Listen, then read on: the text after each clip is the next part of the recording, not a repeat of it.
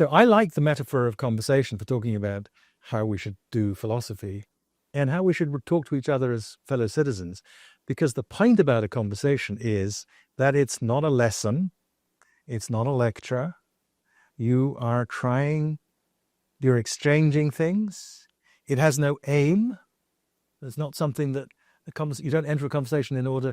It's not like a negotiation of a treaty or a contract where you know that at some point your end will be defined because you'll have finished talking about the things. Conversations just sort of, they peter out because you're tired or because you want to go away and come back later.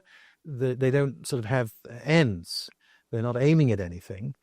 And they're the most, I think, they're the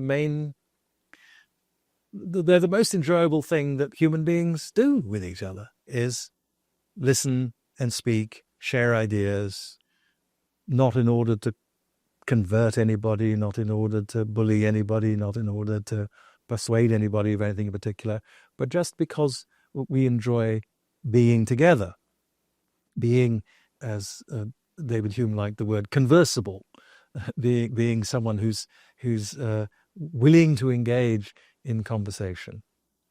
Conversation is also a good model for relations among citizens because it requires the consent of both parties. It's an activity like another pleasurable activity. It requires two consenting adults.